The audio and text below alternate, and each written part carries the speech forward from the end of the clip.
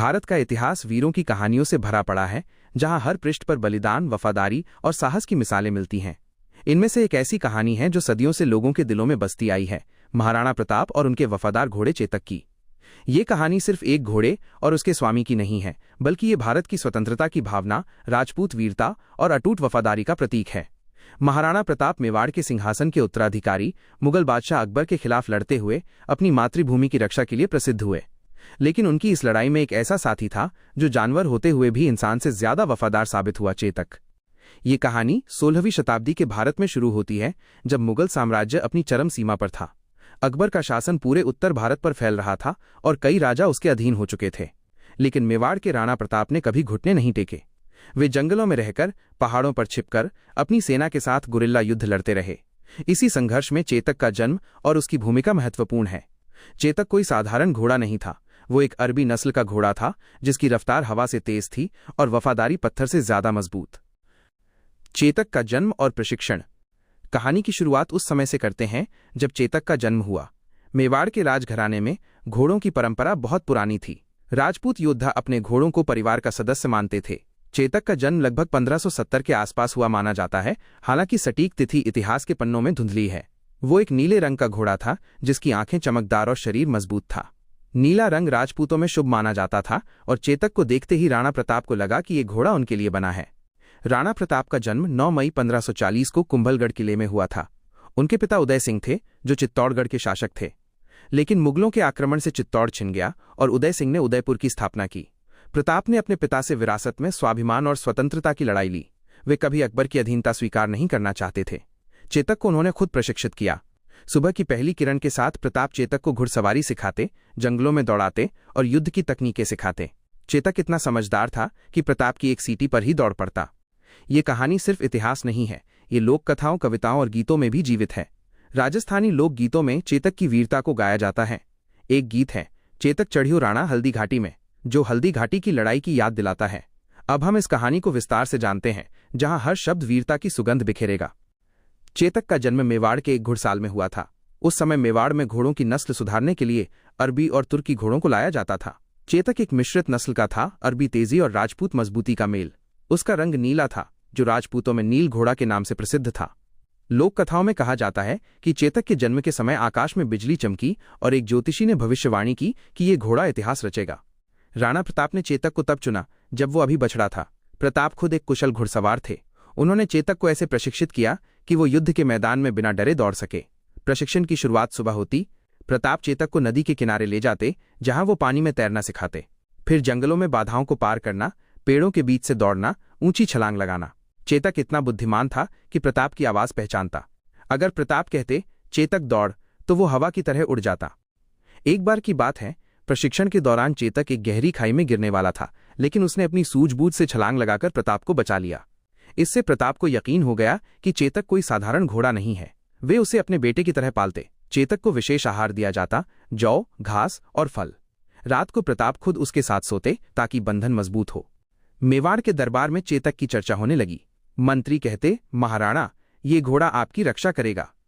प्रताप मुस्कुराते और कहते हैं, चेतक मेरी रक्षा नहीं, मेरी ताकत है। इस प्रशिक्षण ने चेतक को एक योद्धा बना दिया। अब वो तैयार था उन लड़ाइयों के लिए जो इतिहास बदल देंगी। हल्दी घाटी का महासमर। 16वीं शताब्दी में अकबर का साम्राज्य विशाल था। वो राजपूत राज्यों को अपने अधीन करना चाहता था। कई राजा जैसे मानसिंह, भगवान दास ने उसकी अधीनता स्वीकार कर ली, लेकिन राणा प्रताप ने नहीं। 1572 में उदय सिंह की मृत्यु के बाद प्रताप मेवाड़ के राणा बने।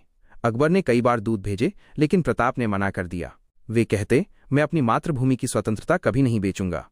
अकबर ने हमला करने का फैसला किया। 1576 में हल्दी घाटी की लड़ाई हुई। ये लड़ाई चेतक की वीरता का सबसे बड़ा प्रमाण है।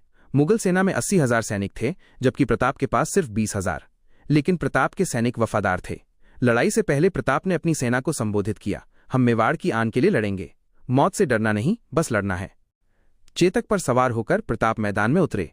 चेतक की रफ्तार देख मुगल सैनिक हैरान थे। लड़ाई शुरू हुई, तलवारें चमकी, भाले चले। प्रताप ने मानसिंह पर हमला किया, जो अकबर का सेनापति था। चेतक ने छलांग लगाकर प्रताप को मानसिंह के पास पहुंचाया, लेकिन मानसिंह हाथी पर था और प्रताप घोड़े पर। फिर भी प्रताप ने भाला फेंका, जो हाथी के हौदे पर लगा। लड़ाई में प्रताप घायल हो गए, उनका भाला टूट गया, तलवार से खून टपक रहा था। मुगल सेना उन्हें घेरने लगी। तभी चेतक ने अपनी वफादारी दिखाई। वो घायल होते हुए भी दौड़ा।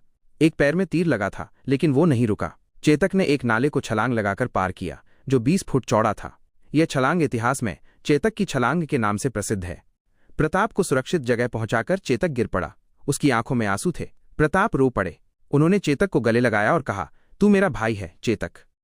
चेतक ने आखिरी सांस ली, लेकिन प्रताप को बचा लिया। ये बलिदान भारत के इतिहास में अमर है। चेतक का बलिदान। हल्दी घाटी की लड़ाई 18 जून 1576 को हुई। जगह हल्दी घाटी, जहां पहाड़ पीले रंग के हैं जैसे हल्दी। मुगल सेना का नेतृत्व मान सिंह और आसफ खान कर रहे थे। प्रताप की सेना में भामा शाह, हकीम खान, सूरी जैसे वीर थे। लड़ाई सुबह शुरू हुई। प्रताप चेतक पर सवार, सफेद वस्त्र में, जैसे मौत का देवता। पहले दौर में राजपूतों ने मुगलों पर हमला किया। चेतक की तेजी से प्रताप दुश्मनों के बीच घुस गए। उन्होंने दर्जनों मुगलों को मार गिराया। चेतक घूमता, कूदता और दुश्मनों को कुचलता। एक बार एक मुगल सैनिक ने चेतक पर तीर चलाया, लेकिन चेतक ने झुककर बचा लिया। लड़ाई उग्र हो गई। मान सिंह हाथी पर था। उसका नाम मदन मोहन। प्रताप ने चेतक को दौड़ाया और मान सिंह पर वार किया। भाला हाथी के सिर पर लगा, लेकिन मान सिंह बच गया। प्रताप का सेनापति झाला मान सिंह ने प्रताप का मुकुट पहन लिया ताकि दुश्मन उसे प्रताप समझें। झाला शहीद हुए, लेकिन प्रताप बच गए।